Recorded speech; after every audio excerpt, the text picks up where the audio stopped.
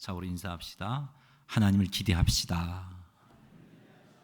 오늘 이 시간도 하나님의 놀라운 은혜를 기대하시는 성도님들이 다 되시기를 주의 이름으로 축복합니다. 우리는 예수 그리스도의 대속의 은혜를 힘입어서 거룩한 자가 되었습니다. 그래서 하나님 우리를 보시고 의인이다 라고 이렇게 칭해 주셨습니다. 그리고 우리를 성도라고도 부르십니다. 거룩한 무리 성도입니다. 하나님의 놀라운 은혜와 사랑을 입은 성도들, 거룩하게 된 주의 백성들이 우리를 성도 삼아주시고 우리를 거룩하게 해주신 은혜에 만족하기만 하고 아무것도 행하지 않으면 그건 성경적인 성도의 삶이라고 할 수 없습니다. 하나님께서도 그것을 원치 아니하시고 기뻐하시지 않으십니다. 우리는 구원받은 성도답게 살아야 됩니다. 물론 구원은 믿음으로 얻습니다. 은혜로 얻습니다. 구원을 얻기 위해서 어떤 행함도 하나님 우리에게 요구하시지 않으십니다. 단지 하나님께서 베푸신 사랑과 은혜를 믿기만 하면 구원을 얻습니다. 우리의 구원자 되신 예수 그리스도께서 우리의 모든 죄를 대속하기 위하여 십자가에서 죽으셨고 부활하셨음을 믿으면 하나님이 구원을 우리에게 선물로 주십니다. 예수님의 대속의 죽으심과 부활로 말미암아 우리의 모든 죄가 사하여졌음을 믿으면 구원을 얻습니다. 하나님께서 예수님을 믿으면 구원을 주시겠다고 약속하신 그 말씀을 믿고 예수님을 믿으면 구원을 얻습니다. 이외에 구원받기 위해서 우리가 해야 할 것은 아무것도 없습니다. 아무것도 요구하지 아니하셨습니다. 그러나 하나님께서는 구원받은 백성들에게 세상 속에서 구별된 삶을 살기를 요구하고 계십니다. 구원받기 위해서는 아무것도 요구하시지 아니하시지만 구원받은 백성들에게 세상 속에서 빛과 소금의 삶을 살기를 요구하십니다. 하나님께서 하나님 백성들에게 이것을 요구하시는 이유는 세상 속에 살고 있는 수많은 사람들에게 하나님을 보여주기 위해서입니다. 그들에게 하나님을 알게 하기 위해서입니다. 그래서 그들도 하나님을 믿는 믿음의 자리로 나오도록 하기 위해서입니다. 그래서 하나님께서는 우리들에게 거룩하게 살라고, 구별되게 살라고, 빛으로 소금으로 살라고 우리에게 요구하고 계시는 겁니다. 오늘 본문 말씀은 성도가 세상 속에서 구별되게 살기 위해서 무엇을 해야 할지를 말씀해 주고 계십니다. 지난주에 우리는 15절, 16절 말씀을 통해서 성도가 해야 할 일을 살폈습니다. 오늘은 나머지 말씀을 가지고 성도가 해야 할 일이 무엇인가를 살피겠는데 오늘은 특별히 성도가 어떤 자들인가부터 한번 살펴보겠습니다. 내가 누구인지를 정확하게 안다면, 성도가 어떤 자들인지 정확하게 안다면 우리는 성도답게 살아갈 수 있게 되기 때문입니다. 오늘 이 시간 하나님 말씀을 통해서 내가 누구인가, 성도가 누구인가 라는 사실을 제대로 알고 성도의 정체성을 제대로 확립하셔서 세상 속에서 성도답게 살아가시고 그로 말미암아 자연스럽게 성도가 해야 할 일들에 힘쓰시는 우리 모두가 되기를 주님의 이름으로 축원합니다. 12절 말씀 같이 한번 읽어보겠습니다. 그러므로 너희는 하나님이 택하사 거룩하고 사랑받는 자처럼 긍휼과 자비와 겸손과 온유와 오래 참음을 옷 입고. 아멘. 이 말씀은 우리가 누구인지부터 말씀해 주고 있습니다. 이 말씀을 통해서 우리가 누구인지를 정확하게 한번 살펴보도록 하겠습니다. 이 12절 말씀은 우리들이 누구인지를 세 가지를 짚어서 말씀해 주고 있습니다. 첫 번째는 우리는, 성도는 하나님이 택하신 자들이다 하는 것을 알 수 있습니다. 너희는 하나님이 택하사. 사랑하는 성도 여러분, 하나님께서는 수많은 사람들 중에 우리를 특별히 택하셨습니다. 우리를 불러서 의인 삼아 주셨습니다. 자녀 삼아 주셨습니다. 성도라 불러 주셨습니다. 에베소서 1장 4절 말씀을 읽어보겠습니다. 그 창세전에 그리스도 예수 안에서 우리를 택하사 우리로 사랑 안에서 그 앞에 거룩하고 흠이 없게 하시려고. 아멘. 하나님은 우리를 거룩하고 흠이 없게 하시려고. 누구 앞에서? 지극히 거룩하신 하나님 앞에서 말이죠. 지극히 거룩하신 하나님 앞에서 우리를 거룩하고 흠이 없는 존재로 만드시고자 창세전에 그리스도 안에서 우리를 택하셨다라고 말씀해 주고 계십니다. 사랑하는 성도 여러분, 우리는 전능하신 하나님이 특별한 목적을 가지시고 택하신 자들입니다. 여러분은 하나님의 특별한 목적을 위해서 택함을 받은 자들이라는 사실을 이 말씀이 우리에게 분명히 말씀해 주고 계십니다. 하나님께서 우리를 하나님 앞에 거룩하고 흠이 없는 존재가 되게 하시려고 그것도 창세전에 택하셨어요. 여러분이 생기기도 전에 전지하신 하나님은 우리를 아시기 때문에 창세전에 우리를 택하셨습니다. 우리를 어떻게 하시려고? 하나님 앞에 거룩하고 흠이 없는 자가 되게 하시려고 택하셨다라고 말씀해 주고 계십니다. 우리는 이렇게 하나님의 택하심을 받아 신분적으로 이미 하나님 앞에 거룩하고 흠이 없는 자가 되었습니다. 그래서 우리를 가리켜서 의인이라고 칭해 주신 겁니다. 이미 우리는 의인입니다. 그래서 우리를 성경은 성도라고 부르고 계시고 의인이라고 부르고 계시는 겁니다. 그리고 장차 우리의 신분만 의인이 아니라 우리의 수준까지, 우리의 전 인격이 하나님 앞에 거룩하고 흠이 없게 하나님의 열심으로 세우십니다. 할렐루야. 나를 그렇게 세우십니다. 지금 나는 부족하잖아요. 지금 나는 실수도 많잖아요. 지금 나는 때때로 하나님의 마음을 아프게 하는 행동을 하잖아요. 의인이지만 솔직히 내 삶을 돌아보면 의인된 모습이 없잖아요. 죄송하기도 하고 그것 때문에 하나님 앞에 나오기가 힘들기도 하지만 하나님의 열심으로 장차 우리를 하나님 앞에서 거룩하고 흠이 없는 존재가 되게 하신다는 겁니다. 하나님께서 그렇게 하십니다. 자, 그렇다면 의인된 우리는 어떻게 살아야 할까? 하나님의 택함을 받은 우리는 어떻게 살아야 할까? 하나님의 선택하심으로 하나님 앞에 이미 의인되었고 장차 우리의 전인격이 의인될 텐데 이런 의인된 우리가 어떻게 살아야 할까? 결코 세상과 짝되어서는 살아서는 안 되겠죠. 세상과 구별되게 살아야 합니다. 죄와 싸워서 승리하는 삶을 살아야 되고 하나님께서 기뻐하시는 택하심을 받은 자로서 택하심을 받은 자답게 살아가야 되는 겁니다. 사랑하는 성도 여러분, 창세전에 하나님께서 나를 거룩하고 흠이 없게 하시려고 택하셨다는 사실을 명심하시고 그 택하심 때문에 이미 내가 하나님 앞에 의인되었음을 기억하시고 그것에 합당하게 죄와 싸워 승리하시고 거룩하게 구별됨으로 하나님께 영광 돌려드리시는 성도님 되시기를 주님의 이름으로 축원합니다. 다시 12절 말씀 한번 읽어보겠습니다. 성경을 보고 읽으실까요? 시작. 그러므로 너희는 하나님이 택하사 거룩하고 사랑받는 자처럼 긍휼과 자비와 겸손과 온유와 오래 참음을 옷 입고. 아멘. 여기 보니까 성도는 거룩하고 이미 거룩한 자라는 사실을 알 수 있습니다. 하나님이 우리를 거룩하게 하셨습니다. 성도는 하나님의 택하심으로 말미암아 예수 그리스도의 은혜로 거룩한 자가 되었습니다. 우리가 거룩한 자가 된 증거로 하나님께서 우리에게 증거를 주셨는데 그 증거가 무엇이냐? 성령 하나님께서, 거룩하신 성령 하나님께서 우리와 함께하고 계시다는 겁니다.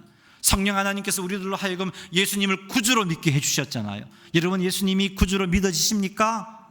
성령님이 여러분과 함께 하셨고 여러분으로 하여금 믿게 하셨기 때문에 믿어지고 계신 겁니다. 성령님이 나와 함께 하신다는 그것은 달리 말하면 내가 이미 거룩한 자가 되었다는 것입니다. 거룩하신 성령님께서는 거룩한 자와 함께 하십니다. 죄인들과 함께 할 수 없습니다. 이미 우리는 하나님의 은혜로 거룩하여졌기에 성령께서 우리와 함께 하고 계시는 겁니다. 그래서 우리는 거룩한 자입니다. 그러므로 우리는 다시 한 번 더 말씀드리지만 세상과 구별되게 살아가야 됩니다. 세상 가치관과 다른 삶을 살아가야 됩니다. 세상 편에 속하지 말아야 되고 죄와 싸워 승리하는 거룩한 성도의 삶을 살아가야 됩니다. 다시 말씀드립니다. 우리는 거룩한 자입니다. 우리는 창세전에 하나님께 택함을 받은 자입니다. 하나님께 택함을 받은 자답게, 거룩한 자답게 하나님께서 기뻐하시는 모습으로 구별되게 사시는 우리 모두가 되기를 주님의 이름으로 축원합니다. 다시 한 번 더 12절 말씀을 보세요. 그러므로 너희는 하나님이 택하사 거룩하고 사랑받는 자처럼 긍휼과 자비와 겸손과 온유와 오래 참음을 옷 입고, 여기 보니까 사랑받는 자라고 말씀하고 계십니다. 여러분, 성도는 어떤 자들인가? 전능하신 하나님께서 사랑하시고 계시는 자입니다. 사랑받았던 자가 아니고 사랑하는 자, 하나님이 사랑하는 자입니다.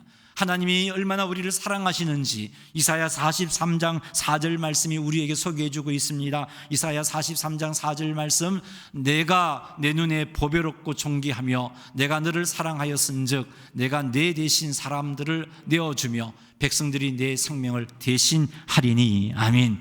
전능하신 하나님께서는 우리를 얼마나 사랑하시는지 우리를 보실 때 하나님 눈에 보배롭고 존귀하게 보인다라고 말씀하고 계십니다. 사랑하는 성도 여러분, 여러분은요 보배롭고 존귀한 존재들이에요. 하나님이 인정해주고 계시잖아요. 여러분, 하나님보다 높으신 이가 계십니까? 최고로 높으신 그 하나님께서 우리에 대해서 평가하고 계시잖아요. 너희들은 내 눈에 보배롭고 존귀한 자다라고 평가하고 계시잖아요. 우리의 가치가 이렇습니다. 사랑하는 성도 여러분, 우리는 하나님이 인정해 주신 보배롭고 존귀한 자들이고 하나님이 사랑하시는 자들입니다. 우리가 하나님 보시기에 보배롭고 존귀한 자들이라는 사실을 우리는 명심해야 됩니다. 세상 어떤 환경 속에 처하여도 이 사실만큼은 잊지 말아야 되는 거예요. 우리가 때때로 살다가 실패할 수도 있어요. 때때로 살다가 고난당할 수 있어요. 때때로 살다가 세상 사람들이 보기에 실패했다라고 여겨지는 그런 자리에 처할 수도 있어요. 그래도 여러분 기억하세요. 우리의 가치는 변하지 않습니다. 하나님께서 우리를 보배롭게 여기시고 존귀하게 여기시는 우리의 가치는 결코 변화되지 않습니다. 그러므로 우리는 우리의 형편이 어떠하든지 간에 우리는 아무렇게나 살아갈 수 없는 자들입니다. 사단은 우리에게 속삭입니다. 사단은 우리들로 하여금 하나님의 사랑을 알지 못하게 만듭니다. 사단은 우리들로 하여금 너는 가치 없는 존재야, 너는 아무짝에도 쓸모없어, 하나님께서 너 같은 자를 어디에 쓰시겠어? 라고 그렇게 속삭입니다. 속지 마시기 바랍니다. 우리는 아무렇게 살아서 될 자가 아니에요. 하나님께서 우리를 보배롭고 존귀하게 여기고 계십니다. 하나님께서 우리를 지금도 사랑하시고 계십니다. 그래서 지금도 하나님은 우리를 위해서 일하고 계시고, 성자 예수님은 우리를 위해서 하나님 보좌 우편에서 기도하고 계시고, 성령 하나님 우리와 함께하고 계시잖아요. 지금도 사랑하고 계십니다. 여러분, 하나님께서 우리를 거룩한 자로 세우기 위해서 비싼 대가를 지불하신 것 알고 계시죠? 여러분, 하나님이 우리를 구원하시는 게 쉬운 일이었나요? 아니에요. 여러분, 독생자를 죽여야 하는 그런 아픔이 있었어요. 그런 아픔을 통해서 우리를 당신의 소유로 삼아주셨어요. 구원해 주시고 의인되게 해주셨어요. 우리 주 예수님께서 당신의 생명을 내어놓으심으로 우리를 거룩한 자 되게 해주셨단 말이죠. 여러분, 비싼 대가를 지불하고 우리를 구원해 주셨습니다. 그러므로 하나님께서 이렇게 비싼 대가를 지불한 우리들을 아무렇게나 두시겠어요? 실패하는 인생이 되게 하시겠어요? 아니에요. 저 밑바닥에 떨어져 있다고 하나님이 나를 돌보지 않은 상태일까요? 아니란 말이에요. 하나님은 우리를 비싼 대가를 지불하시고 당신의 소유로 삼으셨는데 우리를 함부로 여기실 리가 없어요. 언제든지 우리를 지키시고 보호하시고 인도하십니다. 틀림없이 우리를 지키시고 인도하시고 보호하십니다. 그러니 여러분 눈앞에 일어난 일들로 인하여서 낙심하지 마십시오. 두려워하지 마십시오. 문제 앞에서 당황하지 마십시오. 절망하지 마십시오. 포기하지 마십시오. 끝이다 그러지 마십시오. 이제는 뭐 될 대로 되라, 답도 보이지 않는 인생 될 대로 되라, 이렇게 살지 마십시오. 하나님 앞에 여러분 보배롭고 존귀한 자들이잖아요. 비싼 대가를 지불하시고 하나님이 우리를 당신의 소유로 삼으셨잖아요. 그 하나님께서 우리를 그냥 버려두실까요? 그 하나님께서 일하지 않았기 때문에 내가 밑바닥에 처했을까요? 아니에요. 하나님의 선한 섭리가 언제든지 함께했고 항상 나와 함께했고 나를 인도하셨고 나를 보호하고 계셨던 거지요. 내가 때때로 하나님을 거역하며 딴 길로 갔다 할지라도 그럼에도 불구하고 하나님은 거기까지 나와 함께 하시며 나를 붙잡고 계시고 인도하고 계심을 믿으시기 바랍니다. 스스로 포기하지 마세요. 사단은 속입니다. 여러분 포기하지 마세요. 우리 하나님은 여러분을 틀림없이 지키시고 보호합니다. 왜요? 하나님이 눈에 보배롭고 존귀하게 보이거든요. 하나님 눈에 보배롭고 존귀하게 보이거든요. 하나님이 비싼 대가를 지불하시고 하나님 자녀 삼아 주셨잖아요. 그러니 틀림없이 인도하시고 부하시고 세우십니다. 합력하여 선을 이루어내십니다. 기억하십시오. 환경 보지 마세요. 하나님께서 나를 보배롭고 존귀하게 여기심을 믿으시기 바랍니다. 나는 하나님 앞에 비싼 대가가 하나님께서 대가를 지불하시고 하나님 자녀 삼으신 자라는 사실을 믿으시기 바랍니다. 그리고 그 하나님께서 틀림없이 지키시고 인도하시고 보호하십니다. 할렐루야. 그러니 사랑하는 성도 여러분, 문제 앞에서 두려워하지 마세요. 절망하지도 마시고 포기하지도 마세요. 힘들고 어려운 환경을 만났을 때 하나님은 우리들이 그 속에서 구별되기를 원하세요. 세상 사람들은 그 상황 속에서 낙심하고 포기하고 자포자기하는 그런 자리지만 성도들은 그 자리에서 하나님을 믿는 믿음으로 일어서는 모습을 보여주기를 원하시는 거예요. 세상 속에서 사람들에게 그 모습을 보여주기를 원하시는 거예요. 그것을 통해서 하나님 드러내기를 하나님은 기다리고 계십니다. 근데요, 우리 힘으로 하게 하지 아니하세요. 도와주신다고요, 힘 주신다고요, 인도해 주신다고요. 그러니 믿음으로 하나님을 의지하고 믿음으로 한 걸음 한 걸음 내디디시기 바랍니다.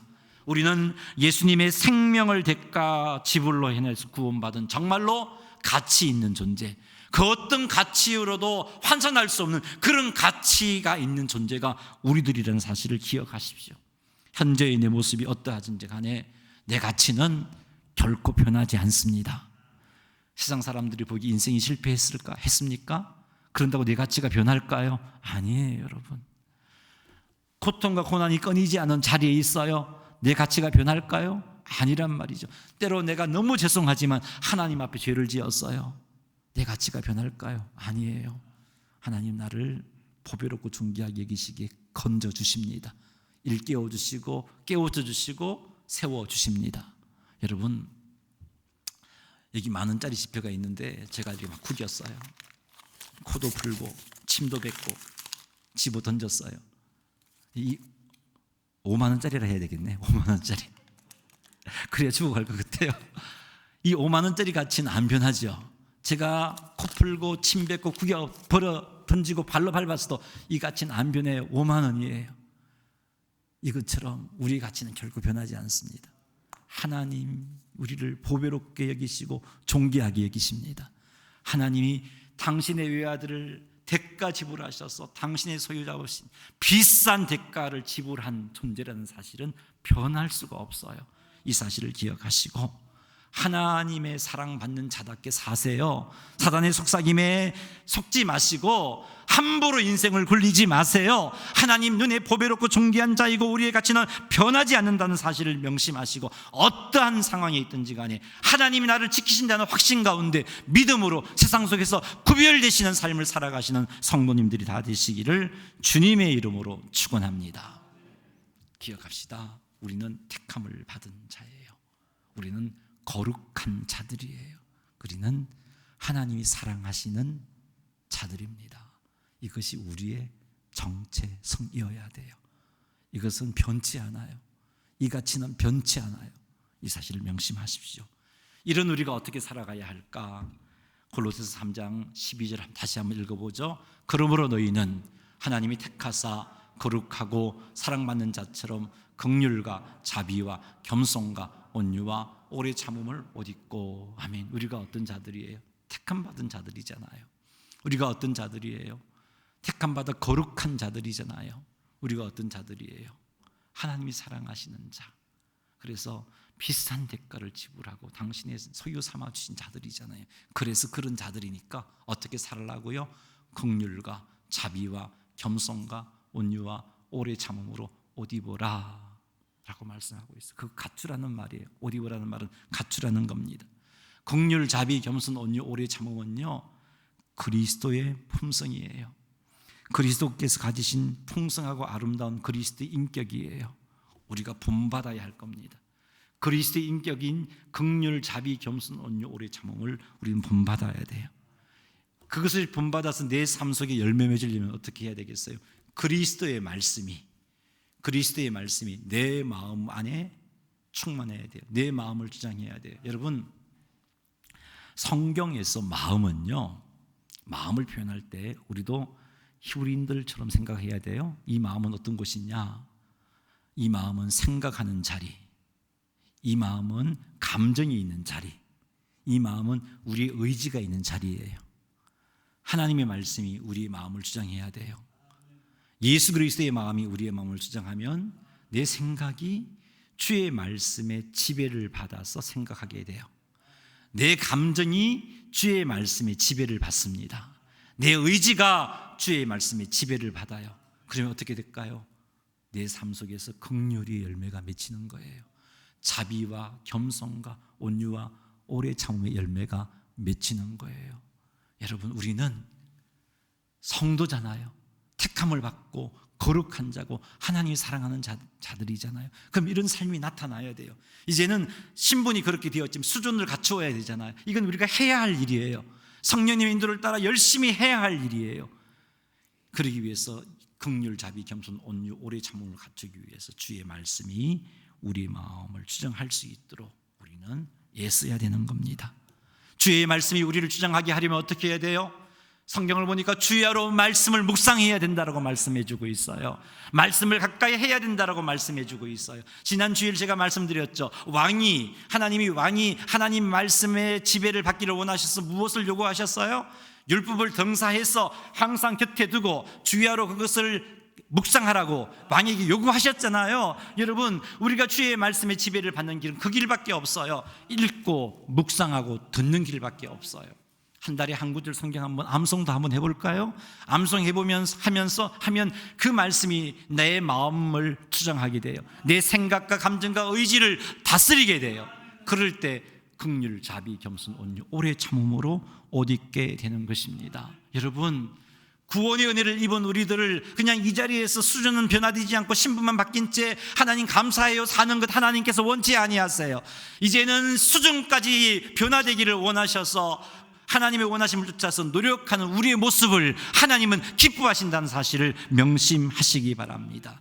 그러니 말씀을 가까이 하셔서 이 성품들, 그리스도의 아름다운 품성들을 갖추시는 여러분 되시기를 주님의 이름으로 축원합니다. 13절 말씀 같이 한번 읽어보겠습니다. 누가 누구에게 불만이 있거든 서로 용납하여 피차 용서하되 주께서 너희를 용서하신 것 같이 너희도. 아멘. 이 13절 말씀을 통해서 깨닫게 되는 성도가 해야 할 일은 서로 용납하여 피차 용서하는 겁니다. 이것 하라고 말씀하고 계세요. 우리들에게. 여기 보니까 불만이, 누가 누구에게 불만이 있거든 그랬는데, 여기 불만이라는 의미는요, 인간관계 속에서 생겨나는 그런 불평, 사람이 부대끼다 보면 내 생각도 다르고 저 사람 생각도 다르잖아요. 내 기질도 다르고 저 사람 기질이 다르잖아요. 다른 생각과 다른 기질이 만나서 일을 하다 보면은 불평거리가 생깁니다. 그게 자연스러워요. 불평거리가 생겨요. 또 저 불만은 어떤 게 있냐면 실수, 정말 책망받을 만한 그런 실수, 그것을 의미하는 게 저 불만이에요. 관계 속에서 생겨나는 불평거리, 또 살다가 우리가 부족한 존재이기 때문에 책망받을 만한 실수를 범하게 돼요. 그런데 그런 것이 있거든 어떻게 하라고 말씀하고 계시나요? 서로 용납하라라고 말씀하고 계세요. 부대끼면서 불평거리가 생기지만, 부대끼다 보면은 실수도 하지만, 그것이 책망받을 만한 실수도 하지만 하나님께서는 우리들이 용납하고 용서하기를 원하고 계십니다. 성도들이 이런 삶을 왜 살아야 되는가? 성도들이 하나님에게 이런 은혜를 받았잖아요. 우리 하나님께서 우리를 용납하시고 우리를 용서해 주셨잖아요. 이런 은혜를 받았기 때문에 하나님은 우리가 이런 은혜 받은 것처럼 우리도 서로에게 용납하고 용서하기를 원하시고 계십니다. 여러분, 예수님 당시에는 어떤 공동체가 하나 만들어지면 그 공동체가, 우리 공동체가 지향하는 바는 이거다라는 사실을 그 무리들에게 분명히 가르쳐 주기 위해서 무엇을 했냐 하면은 기도를 가르쳐 주었어요. 예를 들어서 세례 요한이 자기 제자들이 있다면 세례 요한은 자기 제자들에게 기도를 가르쳐 줍니다. 너희들 이렇게 기도해.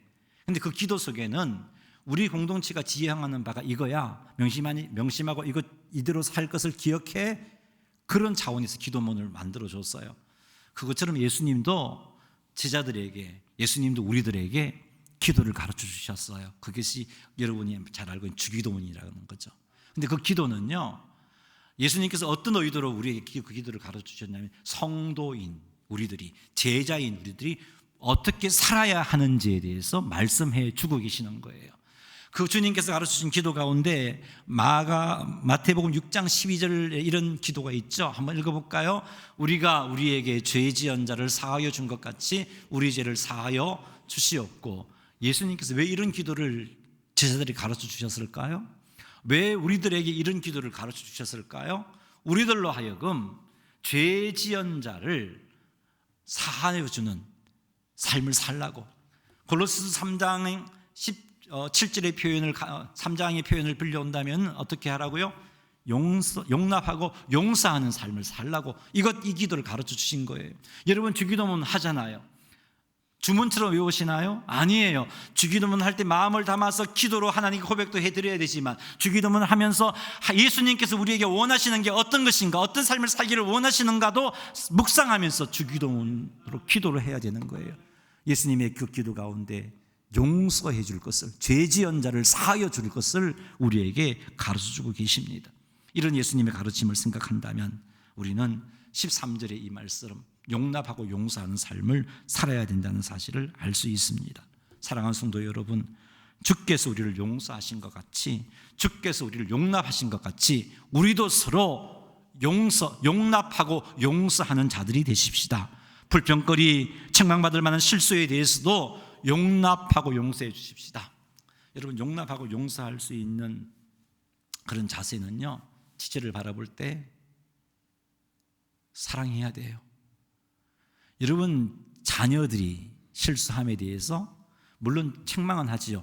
자녀가 잘못했을 때 용납하고 용서한다고 그냥 무마시키는 거 아니에요.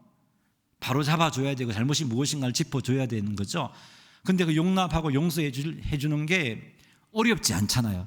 왜 어렵지 않은가요? 자녀이기 때문에, 사랑하기 때문에. 여러분, 우리도 지체들과의 관계 속에서 정말 불만이 생겼을 때 용납하고 용서해야 되는데, 그러기 위해서는 사랑이 먼저 있어야 되겠죠. 앞에서 말씀드린 뒤에 나오나요? 사랑은 뒤에 나오니까 뒤에 말씀드리도록 하고, 지체들에 대해서 지체들이 우리가 갖추어야 될 것은 그 사랑을 갖추어서 용납하고 용서해 주는 겁니다. 이것이 하나님께서 우리에게 요구하시는 말씀이에요. 서로 용납하여 피차 용서하는 것, 이거 해야 될 일입니다. 그러나 우리 결심만으로는 안 돼요. 우리의 결심만으로는 되지 않고, 이 역시 우리의 마음에 그리스도의 말씀이 충만할 때 되어지는 겁니다. 그리스도의 말씀이 우리의 생각과 우리의 감정과 우리의 의지를 주장할 때 여러분, 용납하고 용서해 줄 수 있어요. 그렇지 않으면요, 내 기준을 가지고 여기까지는 내가 용납할 수 있는데 이건 안 돼, 여기까지는 내가 용서해 줄 수 있는데 이건 안 돼가 돼버려요. 주께서 원하시는 바가 아니죠. 그 기준은요, 내 기준이어서는 안 되죠. 하나님의 말씀이 기준이 되어야 돼요. 그래서 말씀이 내 생각을 주장해야 되고, 말씀이 내 감정을 주장해야 되고, 말씀이 내 의지를 주장해야 돼요. 그것을 쫓아서 용납하고 용서하실 수 있는 여러분 되시기를 주의 이름으로 축복합니다. 그러기 위해서는 다시 말씀드립니다. 말씀을 가까이 하셔야 돼요. 지난주에도 제가 이것을 강조했고, 오늘도 이게 굉장히 강조해야 될 말씀의 한 부분입니다. 적용해야 할 한 부분이에요. 말씀이 우리의 마음을 주장하게 하는 겁니다. 그렇게 하셔서 우리 의지로는 되지 않지만 말씀 때문에 용납합시다. 말씀에 순종하여 용서합시다. 아직까지 내 마음속에 용서되지 못하는 지체가 있습니까? 주의 말씀으로 여러분 마음을 충만하게 하셔서 용납하고 용서하는 자리까지 나아가시기를 주의 이름으로 축복합니다. 그것이 하나님의 택하심을 받고 거룩하고 하나님이 사랑하시는 성도가 해야 할 삶의 모습인 겁니다. 14절 말씀도 한번 읽어보겠습니다. 이 모든 것 위에 사랑을 다하라. 이는 온전하게 매는 띠니라. 아멘. 여기 성도가 해야 할 일은요, 이 모든 것 위에 사랑을 더하는 거다라고 14절은 요구하고 있습니다. 이 모든 것은 앞에서 언급된 거죠. 자비, 겸손, 긍휼, 온유, 오래 참음, 그다음에 용납, 용서, 이것 위에 사랑을 더하라라고 말씀하고 있습니다. 여기 사랑에 해당하는 원어가 헬라어가 아가페라는 단어를 쓰고 있어요. 3장 14절에서는 아가페라는 단어를 쓰고 있는데, 이 아가페 사랑은 하나님의 사랑을 의미하잖아요. 이기심이 배제된 자기 희생적인 사랑입니다.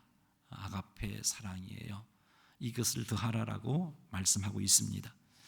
이것을 더해야 되는 이유는 이 사랑이 온전하게 매는 띠기 때문에 그래요. 자, 온전하게 매는 띠라고 골로새서 3장 14절은 사랑의 역할을 온전하게 매는 띠에 비유를 했습니다. 저게 뭐냐 하면은, 유대인들의 옷은요, 오늘 우리처럼 이렇게 단추를 채워서 고정하는 옷이 아니었고요, 우리 옛날 한복처럼 띠로 묶어야 고정이 되는 옷이었어요. 그보다 더 했죠. 아무리 비단으로 옷을 만들었다 할지라도 최종적으로 유대인들이 띠를 묶지 않으면 비단이라도 옷구시를 할 수가 없어요. 좋은 가죽으로 옷을 지었다 할지라도 띠를 매지 아니하면 옷구시를 하지 못해요. 옷이 옷되게 하는 참으로 중요한 요소가 뭐냐? 매는 띠, 이거이죠. 지금 바울이 3장 14절을 통해서 우리에게 무슨 말씀을 하고 계시냐면, 사랑이 그와 같은 거라는 겁니다. 사랑이 아무리 좋은 옷감으로 옷을 만들어 걸쳤다 할지라도 띠를 매지 않으면 옷의 역할을 하지 못했듯이, 아무리 우리에게 긍휼과 자비와 겸손과 오래 참음과 용납함과 용서함이 있다 할지라도 사랑이 없으면 아무것도 아니다. 어디 나오죠? 고린도전서 13장에 나오잖아요. 사랑이 없으면 아무것도 아니까, 내가 아무것도 아니며, 내가 남을 위해서 불사르게 내 몸을 내어준다 할지라도 내가 아무것도 아니다. 사랑이 없으면 아무것도 아닌 거예요. 사랑을 갖추어야 돼요. 모든 옷 위에 띠를 띠므로 온전하게 만들듯이 사랑이 이런 역할을 하는데, 사랑이 있어야 하나님께서 인정하시는 헌신이 돼요. 여러분, 사랑 때문에 긍휼을 베푸는 것, 이거 하나님이 원하시는 거예요. 여러분, 긍휼을 베푸는데 사랑이 없어도 베풀 수 있어요. 언제 베풀 수 있나요? 나를 드러내기 위해서. 저 사람 보고 있으니까 긍휼을 베풀 수 있고 자비를 베풀 수 있어요. 희생할 수도 있어요. 나를 드러내는 거니까. 이것 하나님께서 원하시는 바가 아니에요. 사랑하기 때문에 긍휼을 베풀고, 사랑하기 때문에 용납하고, 사랑하기 때문에 용서하고, 사랑하기 때문에 희생하는, 그것을 하나님이 원하시는 거죠. 그러니 사랑하는 성도 여러분, 이 사랑을 갖추시기를 바랍니다. 이 사랑을 갖추시기를 바랍니다. 여러분, 고린도전서를 한번 찾아보세요. 13장. 고린도전서 13장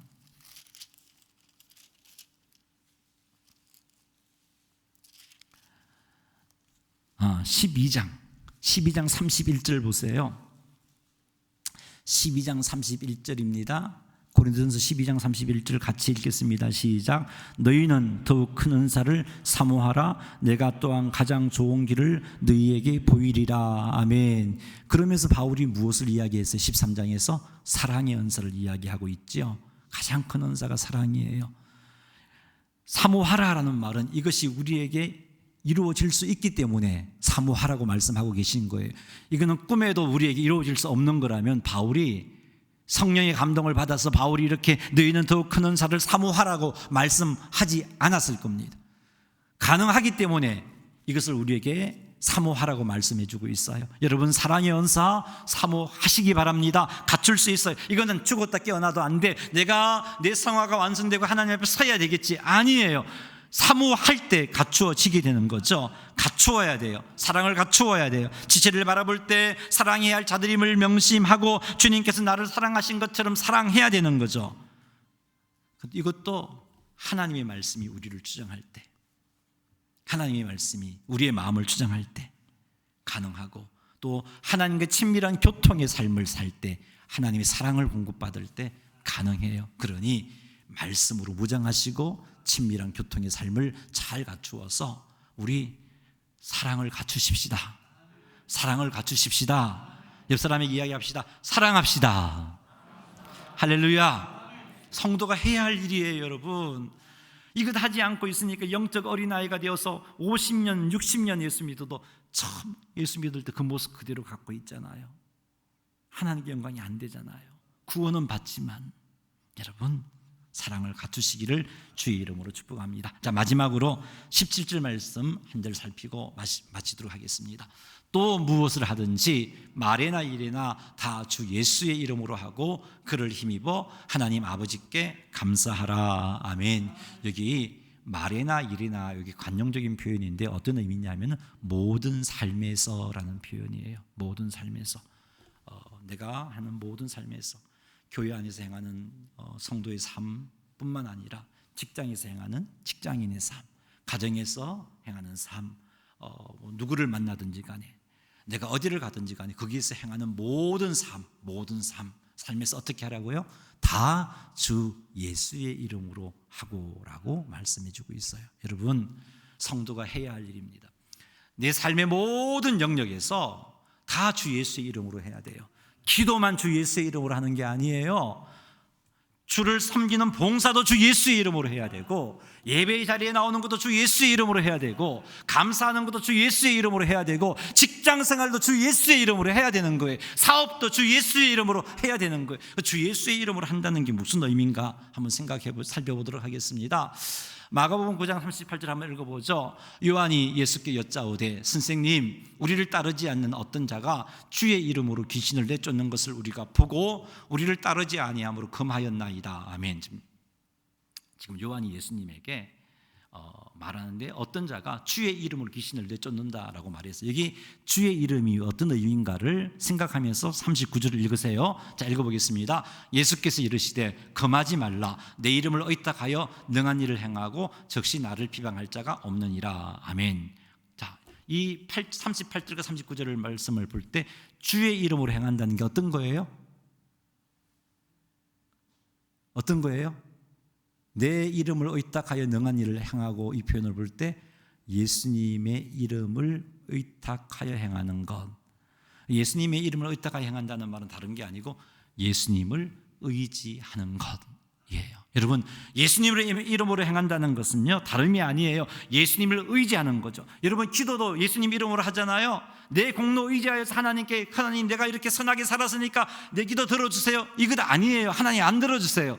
예수님의 이름으로, 나는 부족하지만 예수님, 그 예수님이 하나님의 얼마나 철저하게 순종하고 하나님 앞에 복종한 하나님의 아들입니까? 내 그분의 공로, 그분을 의지하여서 간구하오니 내 기도 들어주세요, 이런 의미예요. 여러분, 우리의 모든 삶의 영역에서 예수님을 의지함으로 행해야 돼요. 다시 한번 말씀드립니다. 교회 안에서의 신앙생활만이 아니고 주일날 나와서 하나님을 섬길 때만이 아니라 월요일, 화요일, 수요일, 목요일, 금요일, 토요일도 여러분의 삶의 현장 속에서 예수님의 이름으로 행한다면 그것이 예배가 되는 거죠. 주일날만 예배 드리는 게 아니라 그것이 예배가 되는 거예요. 예수님의 이름으로 행한다면 항상 기도하는 것이 되어지는 거예요. 사랑하는 성도 여러분, 예수님의 이름으로 우리의 모든 삶을 말이나 일이나 다 주 예수의 이름으로 하고 라는 이 말씀을 꼭 기억하셔서, 그것이 성도가 행해야 할 삶입니다. 오늘부터 우리의 삶의 모든 영역에서 이 예배당 안에서뿐만이 아니라 이 예배당을 벗어나서 성도들이 모인 공동체뿐만 아니라 공동체를 벗어나서 여러분의 삶의 현장에서 예수님을 의지하여 사람도 만나고 사업도 하고 장사도 하고 계획도 세우고 그 계획을 이루는 일에 헌신하시는 여러분 되시기를 주님의 이름으로 축복합니다. 성도가 행해야 할 일입니다. 마지막으로 오늘 본문 말씀 17절 다시 한번 읽어보겠습니다. 또 무엇을 하든지 말이나 일이나 다 주 예수의 이름으로 하고 그를 힘입어 하나님께 감사하라. 자, 그를 힘입어 하나님께 감사하라라고 말씀하고 있습니다. 감사도 예수님을 힘입어 하라는 거예요. 자, 이게 무슨 말씀인가 하면요, 우리가 나름대로 열심히 잘 살게 되면 나도 모르게 내가 잘 산 삶을 의지하고 하나님께 나아가요. 하나님, 내가 40일 작정 기도했잖아요. 이 40일 기도를 의지합니다. 그러니 내 기도 들어주셔야지요. 내 공로를 의지하고 나아가요. 내가 나름대로 열심히 잘 살았어요.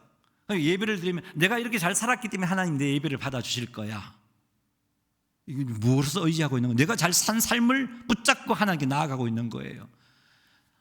내가 하나님 보시기에 아름다운 삶을 살았으니까 이렇게 감사하는 내 모습을 보실 때 하나님 감사 기뻐하실 거야, 받아주실 거야. 아니에요, 여러분.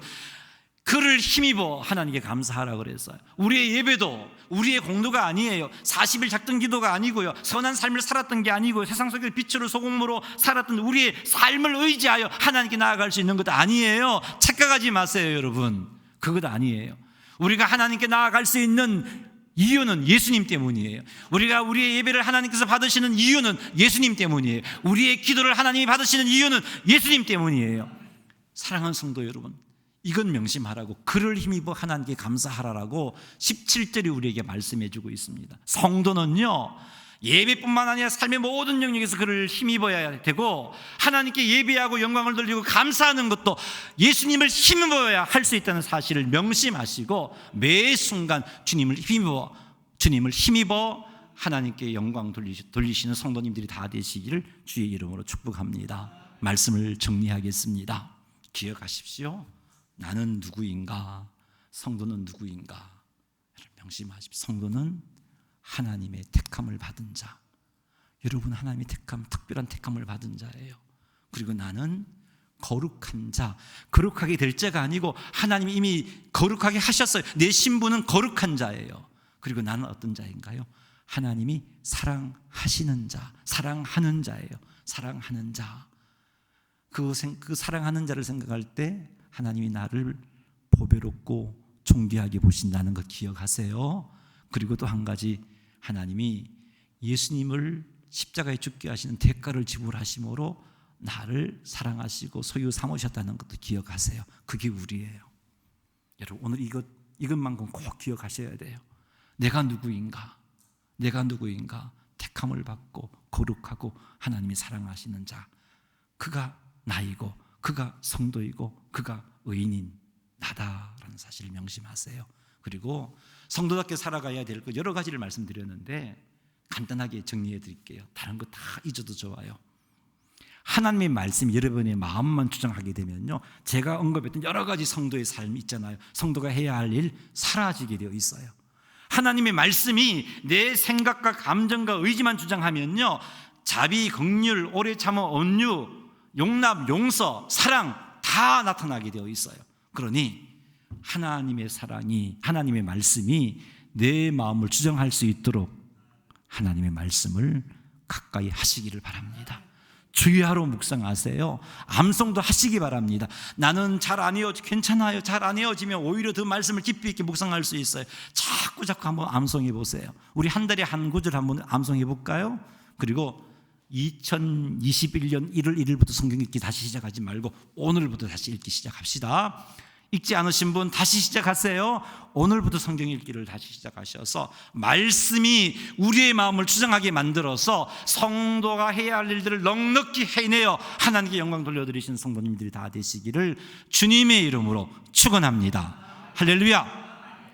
우리 한번 말씀을 붙잡고 기도하겠습니다. 하나님,